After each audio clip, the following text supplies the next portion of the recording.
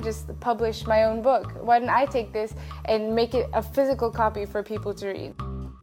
I'm Ethan Randallis, I'm 18, I'm running for governor of Kansas. Aaron Coleman, I was the second teenager to announce my run. They contributed to the American, society and, created children and grandchildren that are now prosperous and contributing to our community.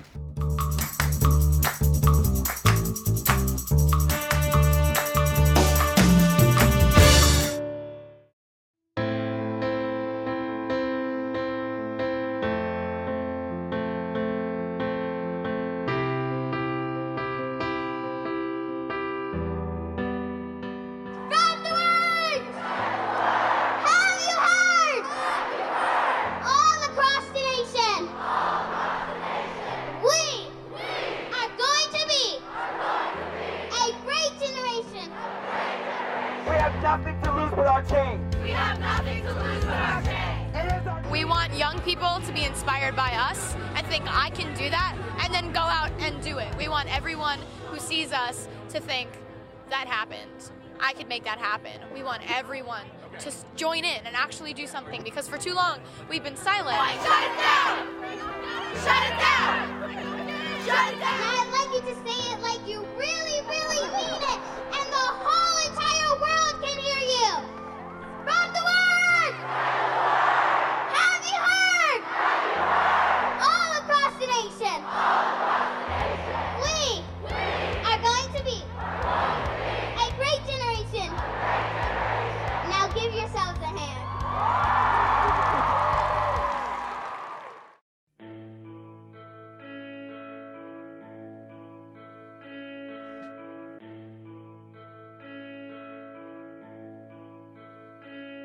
The sun don't shine for me anymore.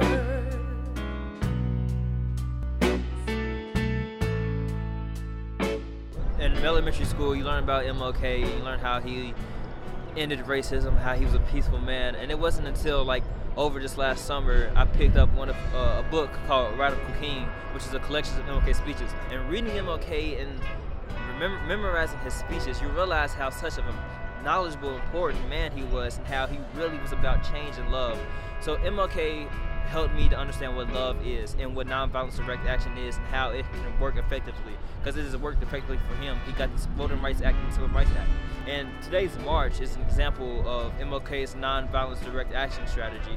We are here creating tension in the nation's capital. We are here creating conflict. We're creating a disturbance in the nation. We are here to raise awareness because we don't have to be violent. All we have to do is raise our voices up and appeal to the morality of this nation, and we can make change. And MLK helped me realize that, and that's why I'm here.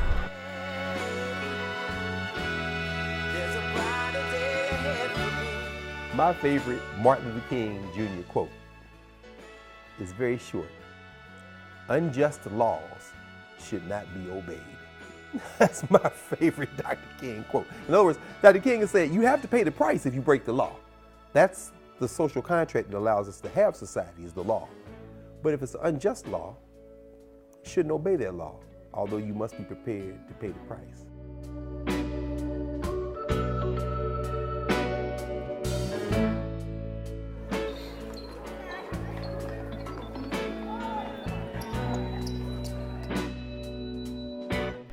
I also attended the Women's March, and we were talking about earlier today how there hasn't been a lot of marches in our lifetime that were as big as the Women's March and as the March for Our Lives. And this kind of is incredibly comparable to the MLK March and his I Have a Dream speech. And that's what I kind of think of, just being at the reflecting pool and seeing all these people. You definitely feel the same spirit that the people felt back then.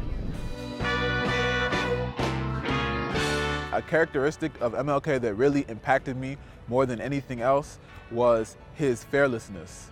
Being able to go travel the country and give these marches and give these speeches, knowing the consequences that would come towards him or his family, has motivated me and given me that type of fearlessness. Now, whenever I do things, I know I really have nothing to lose, right? So I give it my 100%, and I try to imitate that same type of energy that MLK had back then.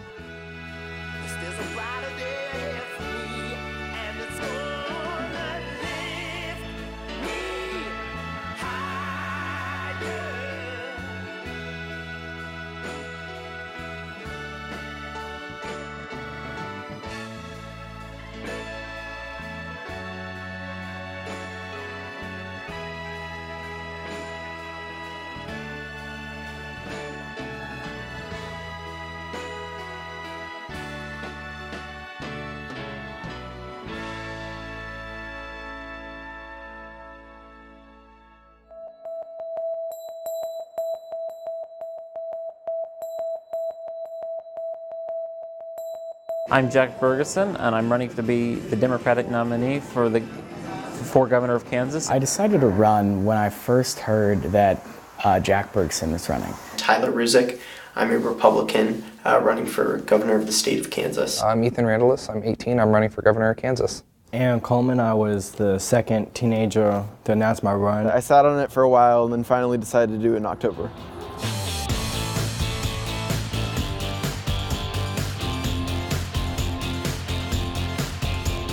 I Googled how to run for Kansas governor. Double checked to make sure in the state constitution that there was an age requirement, and when there wasn't, I was, just really completely surprised, caught off guard.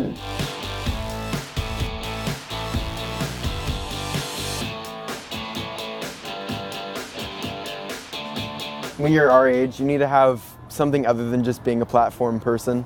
And to me, that's just tackling the biggest issues that I think face our state, which are transparency and education. I would, day one, pretty much tell Kansas legislature, you either have a choice to act or be acted upon. Yeah, I want to leave you alone. I want to take over the government and leave you alone.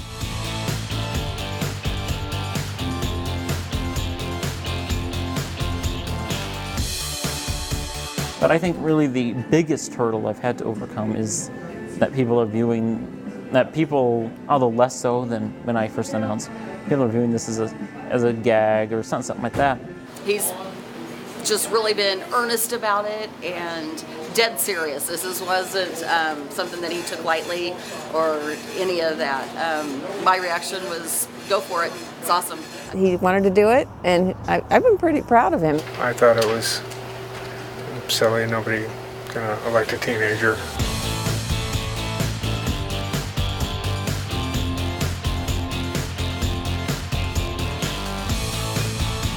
I think I have a really good chance at 5%.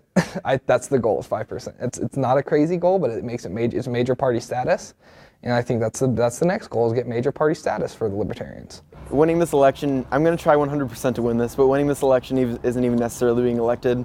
It's just getting a younger generation and just everyone able to understand and become more politically involved and influenced.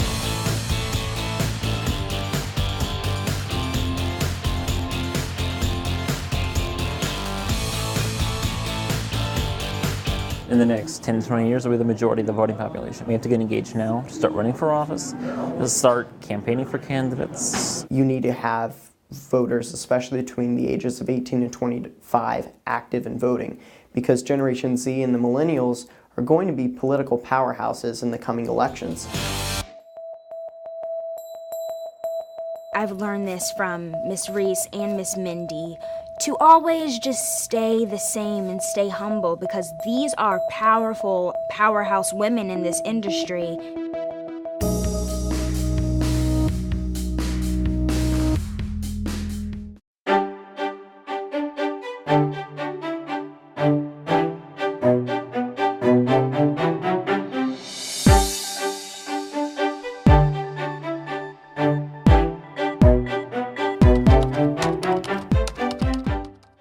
My inspiration for my character was that I used to read a lot of books, and most of the characters would be male. The main character. There would be female characters, but they would be sidekicks, like really intelligent female characters, but they would always be sidekicks.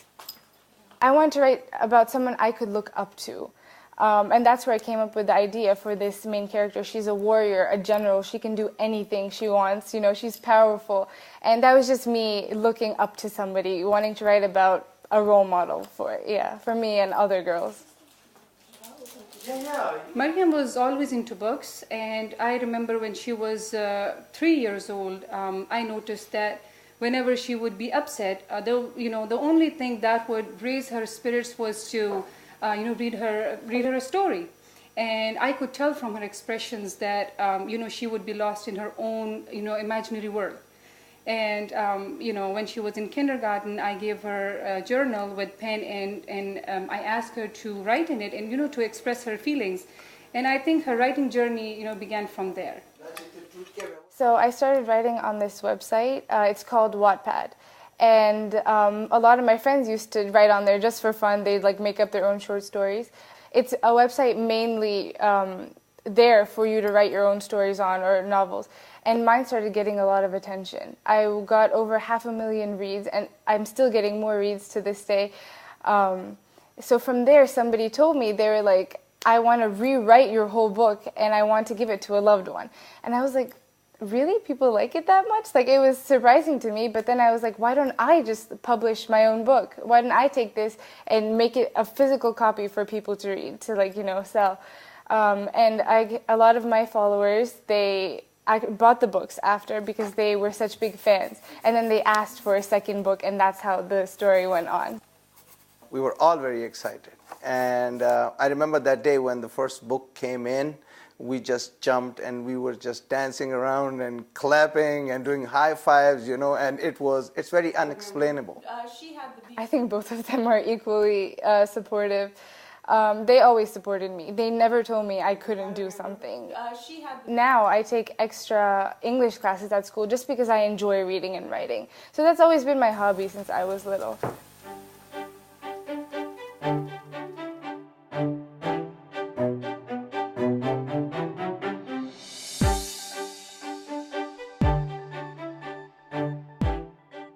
Have like 3 or 4 of this printing left. Oh, wow. I'm Julia Wilson, co-creator of Ms. Marvel. So Ms. Marvel began with a phone call I had in 2012 with Sana Amanat and Steve Wacker, who were 2 editors at Marvel Comics.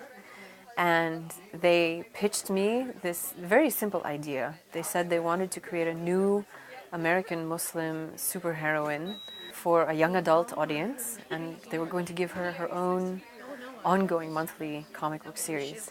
To the nerds. And they asked me if I wanted to develop the character and write the series. So of course I said yes.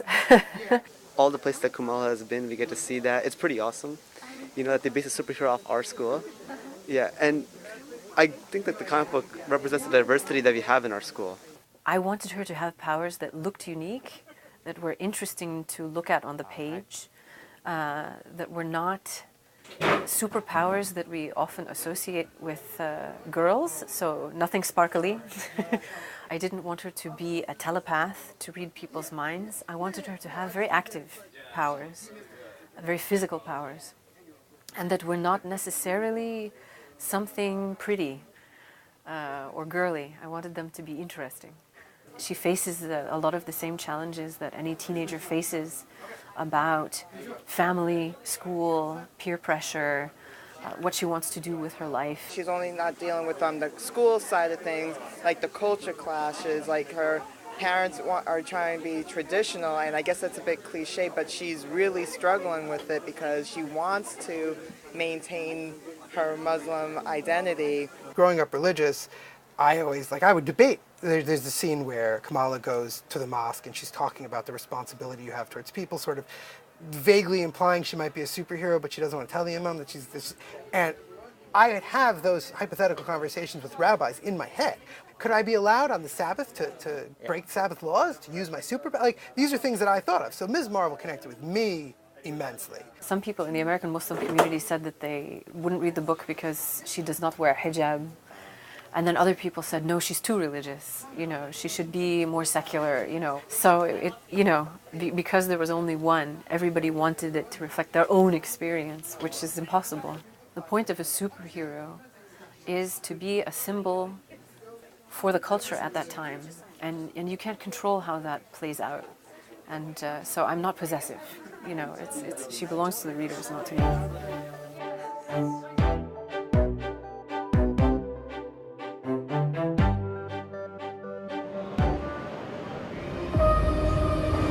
Imagine 91 billion light years traveled like that. Sweet dreams are made of this. The movie is about a little girl, Meg, whose father has been lost, and she's going through a lot of self-doubt in her life, and these 3 spirits come into her life, Mrs. Who, Mrs. Whatsit, Mrs. Which, and they are her guides through the universe where her father is stuck. And they take her to these multiple planets, lands out there in the universe, And in the process of discovering her father, she develops courage, and she learns to take risks, and she learns what really matters and what doesn't. He's trapped by a darkness that's actively spreading throughout the universe. And the only one who can stop it is you. Be a warrior. I'll try. People that are gonna watch this movie are gonna learn some lessons, and like all walks of life, no matter if you're 80 years old or you're 13, 12, 11, 10, 9, it doesn't matter. You're gonna walk out and you're gonna be like, yes, I can conquer the world. Yes, I'm gonna go save the universe now. You're going to be tested every step of the way.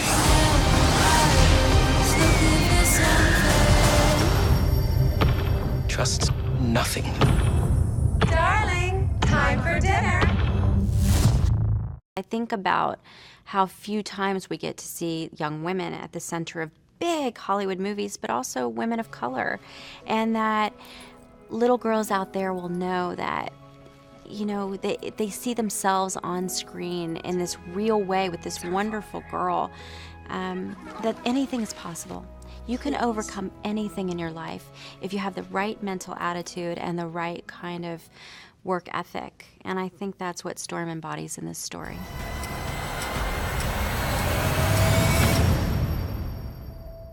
And out of all the things a father in 1959 could have told his gay son, my father tells me to be proud of myself and not sneak.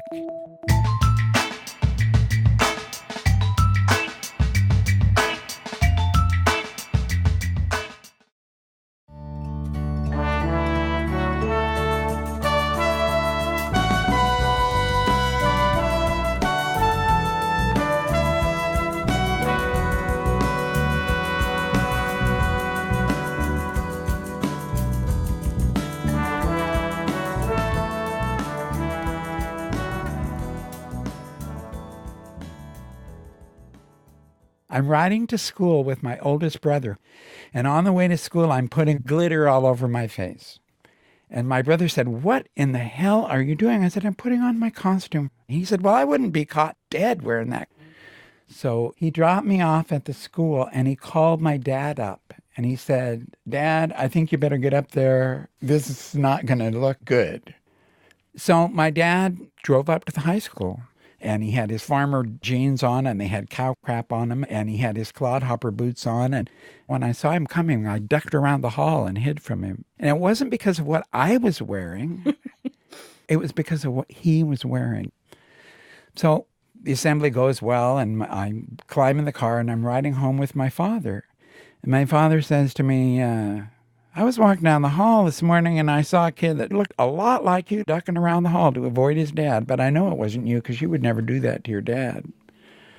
And I squirmed in my seat, and I finally busted out and I said, "Well, Dad, did you have to wear your cow crap jeans to my assembly?" And he said, "Look, everybody knows I'm a dairy farmer. This is who I am." And he looked me square in the eye. And then he said, "Now how about you? When you're a full-grown man, who are you going to go out with at night?" And I said, "I don't know." And he said, "I think you do know. And it's not going to be that McLaughlin girl that's been making goo-goo eyes at you, but you won't even pick up the damn telephone. And I'm going to tell you something today, and you might not know what to think of it now, but you're going to remember when you're an adult. Don't sneak. Because if you sneak like you did today, it means you think you're doing the wrong thing. And if you run around and spending your whole life thinking that you're doing the wrong thing, then you'll ruin your immortal soul." And out of all the things a father in 1959 could have told his gay son, my father tells me to be proud of myself and not sneak. My reaction at the time was to get out in the hayfield and pretend like I was as much of a man as I could be. And I remember flipping 50-pound bales 3 feet up into the air going, "I'm not a queer. What's he talking about?" But he knew where I was headed. And he knew that making me feel bad about it anyway was the wrong thing to do. I had the patron saint of dads for sissies. And no, I didn't know it at the time, but I know it now.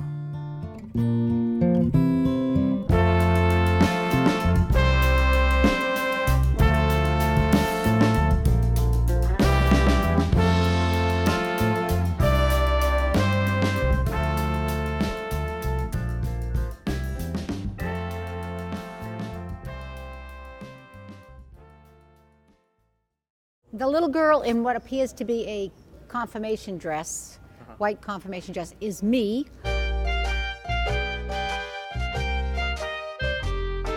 I remember that dress particularly because it was a beautiful organza dress, and it had these little pleats in the front of it.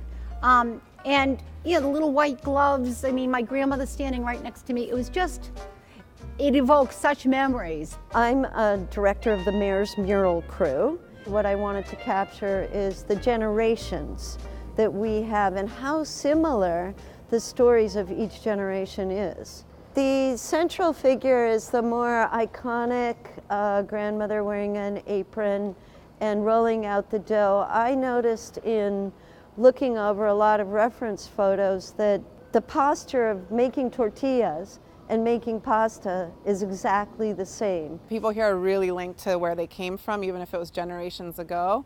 And we want to connect that pride and that love for today's immigrants as well.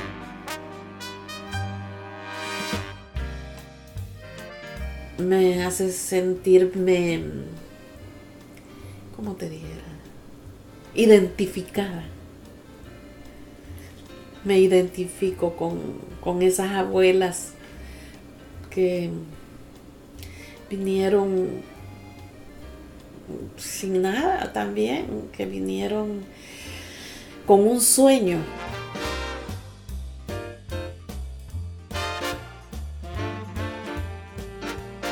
People in Boston still refer to their neighborhoods by the parish church that is closest.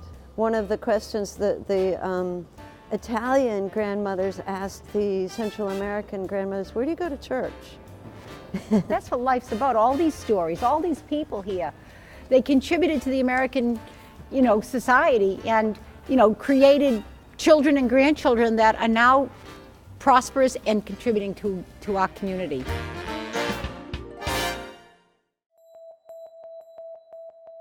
A lot of elderly people now are around, and you don't see many young kids. They're all gone. I used to come in here when I was a young boy. My parents used to bring me in here to get my hair cut. And when you walk in the door, there'd be 10, 13 people sitting in the chair, all talking about businesses that happened during the day and waiting in line to get a haircut.